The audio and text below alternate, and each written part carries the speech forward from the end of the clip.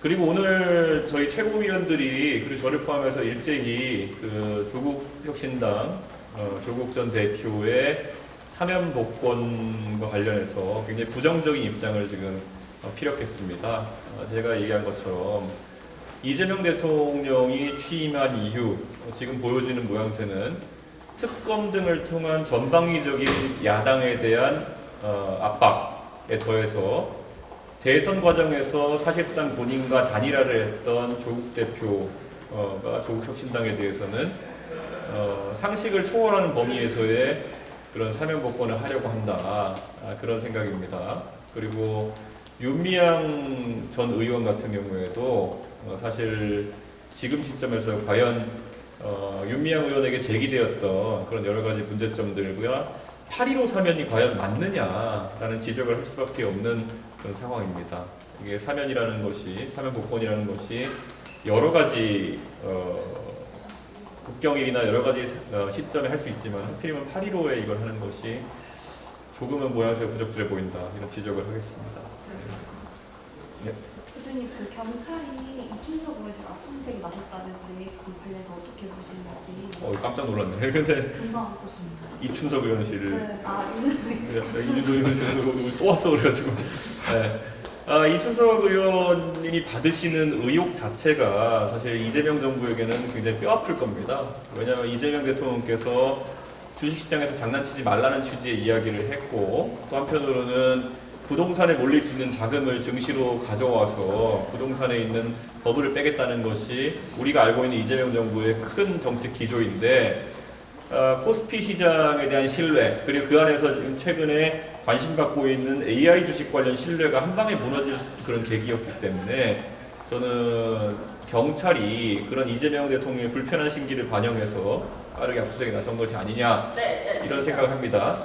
그런데 한편으로는 이 사안은 압수수색보다도 물론 압수수색을 통해서 그 이춘석 의원의 핸드폰에 있는 그런 어플리케이션 설치 상태나 이런 것을 볼 수도 있겠지만은 이미 국민들이 명명백백히 어떤 상황인지 인식하고 있는 상황입니다. 그렇기 때문에 민주당에서도 본인들 주장으로 굉장히 빠르게 사실상의 탈당 권고를 이렇게 하게 된 것이고요. 저는 경찰의 수사 자체가 신속했으면 좋겠다라는 생각이 듭니다. 그리고 저는 이런 사례가 이춘석 의원에게만 국한되었을까라는 생각을 하게 됩니다.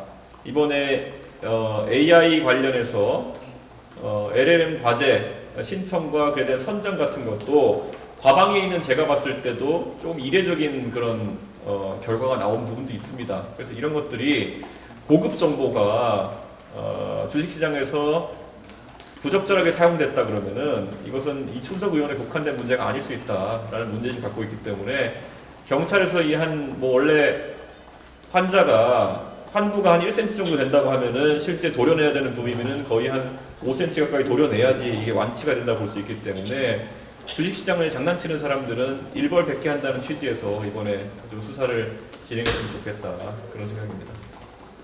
대표님, 오늘 발표된 리얼미터 여론조사에서 대통령 지지율 7% 가까이 된다고 했는데요. 네. 사실 임기 2달 정도 통지율이 이렇게 좀 하락하는 게 이례적이라는 평가가 나오는데 여러 복합적인 하락 이유가 있겠지만 야당 탓으로 어떻게 보고 계신가요? 이재명 대통령께서 너무 현재 언론 지형만 믿고 정책을 하시면 안 된다, 이런 생각을 합니다. 작금의 언론 지형이라고 하는 것은 특검 정국이고 그렇다 보니까 매우 일방적으로 보일 수도 있고, 한편으로는 약간의 지로기마성, 그러니까 우격다짐으로 결과를 포장하는 그런 여권의 움직임도 있습니다. 당장 통상협상이나 이런 것에 대해서도 초기에 이것이 굉장히 성공한 협상이라고 정부 측에서 홍보했지만 실제 주식시장과 기업의 반응은 싸늘했거든요. 그런 것들이 서서 이제 국민들이 체감해 나가는 과정 속에 있지 않나, 이런 생각을 하는 것이고, 모든 정책은 빵빠레를 올리면서 시작했을 때 기대되는 효과에 비해 가지고 제한적인 결과가 나왔을 때 시장과 그리고 국민들 실망이 뒤따르게 마련입니다. 지난번에 문재인 정부 시절에도 저희가 기억해보면 재난지원금 형태로 저희가 지원금을 지급했을 때 소비가 골고루 퍼지는 경향보다는 특정 직종에 쏠리는 경향성을 보였습니다. 그때도 안경점의 매출이라든지 이런 것들이 많이 확대된 모습, 그리고 이번에도 보면은 안경 매출에 더해가지고 학원비로 이게 사실상 사용되는 비중이 꽤 높다라는 것이 이제 드러나고 있는데요. 그렇다면은 이것을 처음에 기대하고 있던 일반적인 소상공인들의 기대에 못 미치는 어떤 그런 효과를 체험하면서 그런 것에 대한 지지가 또 떨어질 수도 있는 거고요. 저는 정책을 좀 더 세밀하게 설계했으면 좋겠다 이런 생각입니다. 저희가 재난지원금이나 이런 소비 쿠폰 같은 것을 이제 대한민국이 안 해본 게 아니거든요. 그런데 이거 할 때 저희가 항상 지적하는 것이 정말 어려운 업종으로 가지 않는다. 그리고 두 번째, 결국은 지원의 대상 그리고 소비의 대상을 국민들이 정하기 때문에 잘 되는 가게는 더 잘 되고 안 되던 가게는 마찬가지로 지출이 더 늘어나지 않는 이 구조적인 문제가 있다는 것을 야당 측에서 계속 지적했는데 그거를 묵살한 대가가 아닐까, 저는 그런 생각을 합니다. 그래서 앞으로 좀 더 세밀한 정책 설계와 집행이 필요하다 그렇게 생각합니다. 그리고 최근에 이제 이재명 대통령께서 대출에 대한 규제를 강화하면서 부동산 시장의 부동산 상승 같은 것이 일시적으로 억제됐다는 그런 시각도 있지만은 한편으로 최근 나오는 보도들을 보면은 전세 시장 자체가 소멸하고 이제는 고가 월세가 아마 주거 형태로 등장하는 상황이 올 수도 있다. 예를 들어 서울에서 84제곱미터짜리 집을 월세로 사는 것의 비용은 아마 일반적인 봉급 생활자가 부담하기 어려운 정도의 그런 부담일 것이다. 그러면은 대안 없이 이런 어떤 규제를 들고 와서 부동산 가격의 상승과는 또 별개의 다른 부동산 문제를 야기할 수도 있는 것이기 때문에 이제 정부에서 좀 구호에 매몰된 그런 정치가 아니라 실제 이제 한 2달 정도 이런 국정 운영을 해봤기 때문에 좀 세밀한 국정 운영을 보여줬으면 한다 이런 생각이 있습니다. 예. 질문도 없으실까요? 예.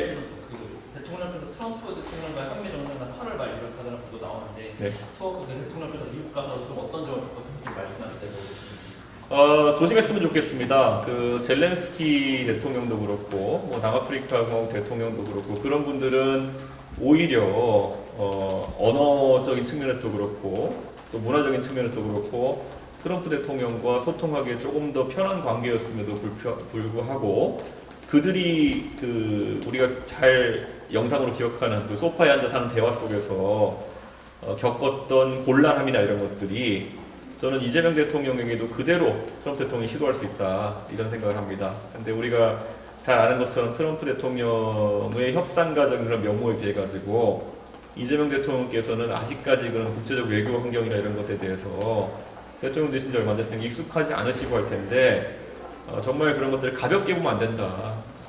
그래서 성급하게 만나서 성급하게 어떤 문제를 해결하려고 하기보다는 굉장히 외교 전문가들, 지금 이 이재명 정부의 가장 큰 문제는 뭐냐면은 위성락 실장 정도 제외하고는 대미 외교의 정통한 전문가가 잘 보이지 않습니다. 그렇기 때문에 저는 아주 면밀하게 준비를 하셔야 될 것이다 그런 생각을 합니다. 정급하시다면은 지난 정부의 인사를 할지라도 대미 외교에 있어서 정통한 사람들의 도움을 좀 받으셨으면 좋겠다.